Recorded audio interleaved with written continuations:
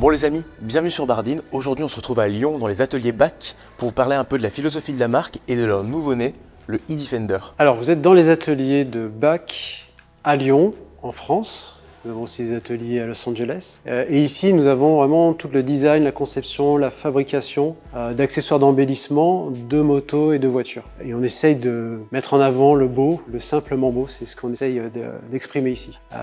Moi, ce qui me passionne dans l'automobile, c'est surtout le travail de l'habitacle. Ce petit salon qui est très personnel. C'est pas du tout ostentatoire comme démarche.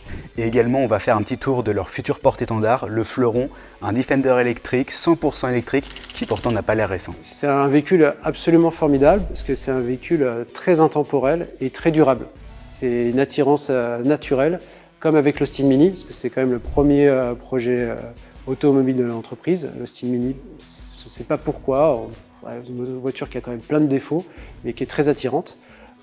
Peut-être que le Defender aussi a plein de défauts, mais c'est des défauts qui moi, m'attirent. Il veut qu'on se reconnecte à l'extérieur, c'est un petit peu le but, un petit peu pour mieux vivre l'environnement qui entoure la conduite. L'expérience est totalement différente et assez exceptionnelle. Sur un engin pareil, en électrique, on se dit même que le véhicule aurait dû sortir à l'origine en électrique. Donc, le silence du moteur électrique est un atout, parce que le bruit du moteur diesel d'origine est quand même au bout d'un moment assez fatigant.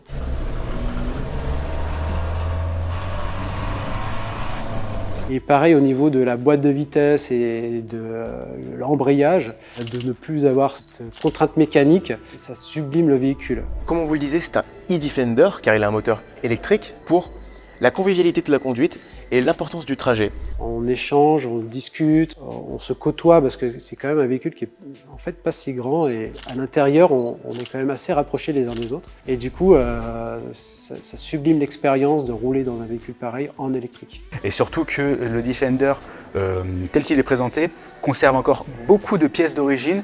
Ma volonté c'est pas forcément d'en faire un franchisseur, mais malgré tout le moteur électrique vient se monter directement sur la boîte de transfert. Donc on conserve la boîte courte, le levier de boîte courte. Donc en moteur électrique, plus coupleux que le moteur thermique d'origine, et en boîte courte, c'est encore plus efficace qu'avec le moteur thermique.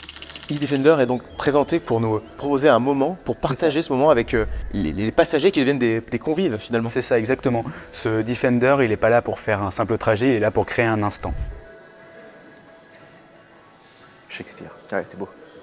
Les trois packs batterie à l'avant viennent vraiment à la place du compartiment moteur. Donc c'est vraiment une conversion qui est facile, qui ne nécessite pas de grosses modifications. On n'a pas besoin de couper le cadre, le châssis ou des parties de carrosserie pour adapter le kit électrique. C'est une vision avec une philosophie très particulière, puisque là on est sur un Defender qui a pour le but de faire vivre une expérience, de faire vivre un instant. C'est un vrai manège ce véhicule quand on est nombreux dedans, un peu serrés. C'est des moments de camaraderie ou des moments des souvenirs à créer en fait qui sont assez formidables. Ils sont vraiment à cœur de mettre le beau au centre de l'expérience et de faire vivre un trajet très confortable, très agréable, qui va mêler un petit peu la modernité mais en même temps l'intemporalité de ce qu'on peut vivre dans ce genre de véhicule. Ce qui est génial sur ce véhicule, c'est que c'est un 7 places. Donc, il y a 3 places à l'avant et à l'arrière, vous avez 2 strapontins de 4 places. À travers ce e-Defender, on voit vraiment la philosophie BAC, mais à l'origine, le Defender est un peu différent. Est-ce que tu peux nous expliquer ça? Oui, exactement. Du coup, on a un véhicule qui prend ses origines dans ce qu'on va appeler les Land Rover série, dans les années 70. Et dans les années 80, débarque le Defender 90 ou 110, qui en fait représente en inch, en pouces, l'écart, l'empattement entre l'essieu avant et l'essieu arrière. Et c'est en fait plus tard qu'on verra apparaître la dénomination Defender, mais c'est un véhicule, voilà, sur cette très bonne base, on peut agrémenter de spécificités pour qu'il soit encore plus performant dans certains domaines. On est donc vraiment sur un véhicule qui reste fiable et flexible.